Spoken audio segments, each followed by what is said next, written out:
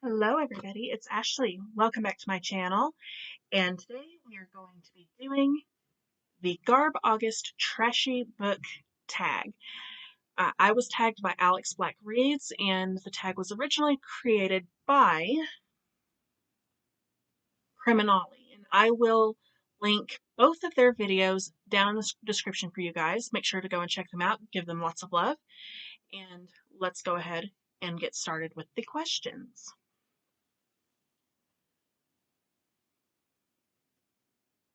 Question 1. Trashy books are often dismissed by the critics. What's a book which is regarded as trash, which you think has artistic value?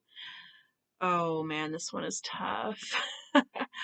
I like a lot of stuff that the critics don't like. I guess I just have very, very specific tastes. I guess for this one, I would have to probably say Cujo by Stephen King. I put off reading it for the longest time because even Stephen King himself said he didn't even remember writing it because it fell during his substance abuse issues that he had. And it's like it wasn't very critically acclaimed, at least at the time. It created a cult following as time went on. But when I read it, I loved it. I thought that it was very enthralling and very gripping, and it kept my attention from the very beginning. I loved the isolated setting of the mother and the son being in the car, and it had like this just nonstop tension almost from the very beginning. And I really, really enjoyed the way that that was written. So it's like I didn't understand why it didn't have more critical acclaim. I've never heard it referred to as trash though. So already I'm not sure if I'm doing this correctly. Question 2. Critics often love books with extreme or challenging content. Which critically praised book did you think was trash? I actually just did a full review on this, so it's fresh in my mind. That would be The Invisible Life of Addie Larue by V.E. Schwab. I couldn't stand this book, and it is so popular. I'm pretty sure it won awards. Everybody on BookTube was raving about it. Like every review that I read of this book was positive. Everybody was saying that it was the best thing she had ever written. It was the best book of the year when it came out. There was all this stuff that was said about it. So I had really, really high expectations, and other than it had an interesting plot line, and her writing style itself was gorgeous, but as for the story and the characters and like the flashback sequences, it's just I struggled so hard with that book. I couldn't get through it. The ending really, really angered me and made me feel like I just wasted all of my time. So yeah, I would have to say that's the one for me, and I did consider that trashy. I really, really did. I'm like, what is the big deal about this? It's a piece of garbage. Yeah, I'm sorry if that's your favorite book. I'm not trying to offend anybody, but yeah, it it didn't do me right. Let's just say that. Question 3. Not everyone approves of trashy books. What's a book you wouldn't read in public? I don't care what people think. So I will read pretty much anything in public. I don't hold anything back. I have gotten weird looks before, and I'll just be like, "Oh, hi, how you doing?" Like, I don't care. If I want to read it, I'm going to read it, and I don't care what anybody thinks, much less a stranger in a waiting room at the doctor's office or in line at the grocery store. It doesn't matter. I would say if you are somebody that gets embarrassed easily with something like that, Kindle would be a good choice for you because nobody can see what you're reading unless they are like super, super close to you. So, I mean, then you still read what you want, they just don't get to see the cover. It's a pro tip, but I personally don't care. I could care less. Question 4. Books about killer animals are almost always trashy. What animal would you least like to be attacked by? A snake. I hate snakes. Snakes creep me out. I don't like seeing them in movies. I don't like seeing them in real life. Just the way that they move and they slither along and the whole tongue thing and they just they give me the creeps. I don't even want to touch a pair of snakeskin boots because they creep me out that much. The texture, it's disgusting to me. What was it, about 15 years ago, one got into my apartment and luckily my cat caught it and killed it. But I freaked out when I saw that. I was useless. I was like, no, no, no, we gotta burn the whole place now. I wasn't thrilled about that at all. So I can honestly say a snake. Question 5. Trashy books often flourish in specific genres. What's your favorite trashy subgenre? This is a good one. This is a good one because they're absolutely right. Pretty much every genre has a subgenre that could count as trashy. I would say for me, well, my favorite genre is thrillers, and this is the spooky season, so let's try to keep it in that vein. I would say probably the trashiest subgenre for thrillers would kind of be like the paranormal romance subplot.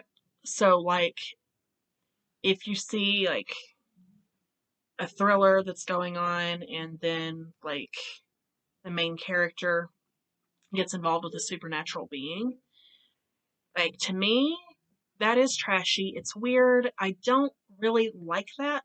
um not in thrillers. Like if you're in romance, then that's a completely different ballgame. But in thrillers, it just seems weird to me and unnecessary. And half the time I feel like they just did that for shock value. It doesn't really bring anything to the story. So that would have to be what I would go with for this question. Question 6. Famous people love to milk their fans by publishing books. Which celebrity would you like to read a trash novel by? Oh man. um, I don't think I have an answer for this one. I don't read a lot of things that celebrities write. I don't like run out and buy their books typically unless it is a subject that I'm already interested in. I don't just buy it just because this person wrote it or that person wrote it. Um, unless it's like I said, unless it's a genre that I'm already into, or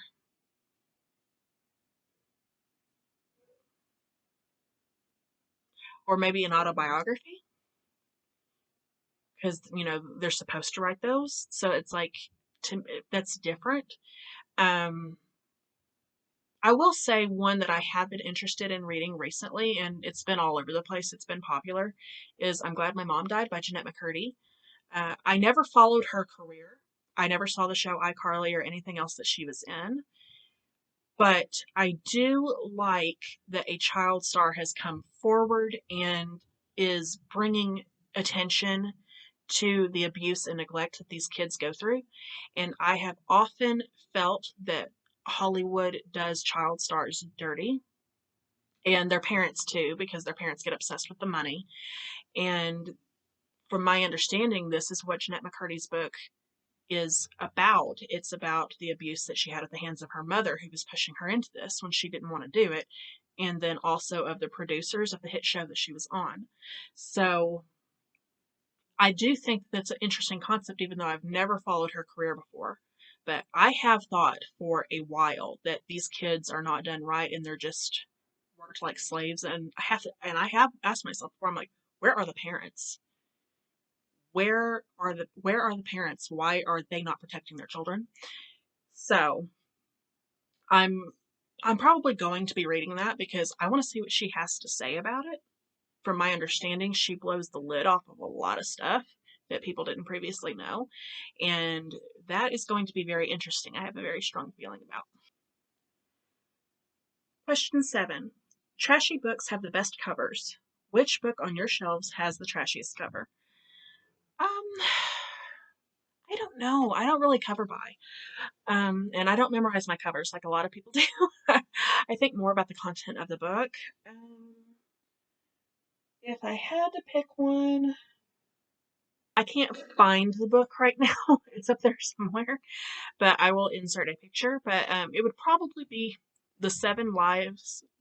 It would probably be the Seven Husbands of Evelyn Hugo.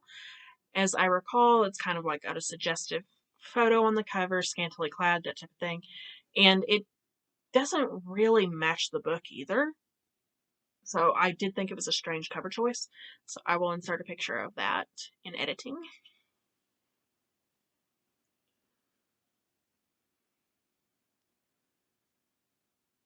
Question 8. Trashy books often contain adult themes. What's a book you read before you were old enough to? My reading was not policed as a child. I read pretty much whatever I wanted, whenever I wanted, because it was considered a good thing that I was reading at all.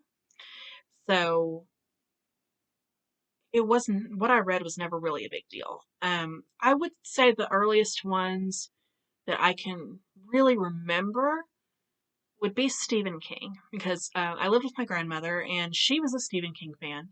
So I read and I watched a lot of Stephen King from, like, I think age 7. I saw, um, I read both Carrie and The Shining. And to this day, The Shining is my favorite Stephen King book. It's one of my favorite horror books of all time. I absolutely love that one. And Carrie isn't scary in the same way, but for a kid as young as I was, it spooked me a little bit. So I would say those are probably wasn't quite ready for. But do I regret it? Did it mess me up? No. I still read a ton of his stuff, and I still enjoy those. Um, the movies are a different story, but that's usually the case for me. I did enjoy the 1976 version of Carrie. Um, every version that came out after that, no. And The Shining, oh man, this is always a hard topic. um, with The Shining, I can acknowledge now that it is a very well done movie. It is creepy, it is very cinematically beautiful, but it's not a very good adaptation of the book. And so I tend to not reach for it. I don't really care for it because when I think The Shining, I think the version of the book. And so it's like the movie was a little bit of a letdown. The TV miniseries that came out in the 90s, I liked better because it stuck closer to the book, but the CGI is dated. It was made for TV in the 90s, so it's like it didn't have the special effects budget. It didn't have, the best effects. That is true. I know the effects drive a lot of people crazy. So, but it's like story-wise, I felt like it was the most loyal to the book, so I liked it more. I will say that the kid that played Danny in that version was extremely annoying. I think he definitely could have been cast better, but that is going to be my choice on that.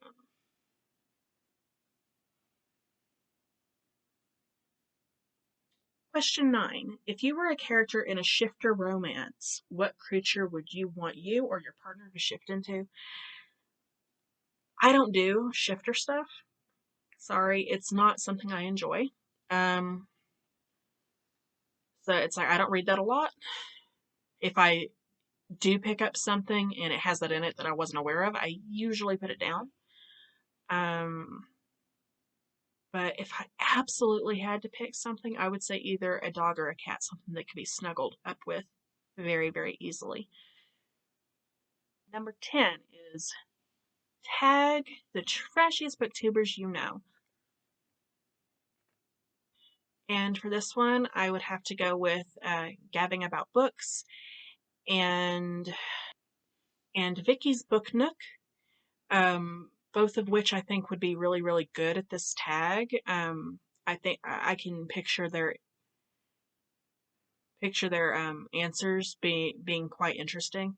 So like go ahead and check them out because their channels are amazing and they deserve more love than they're currently getting. But that is all that I have for you guys today. If you liked this video, please make sure to subscribe, like, comment, follow me on the social medias, click that bell if you want to be notified of all of my upcoming videos, and I will see you guys next time. Bye!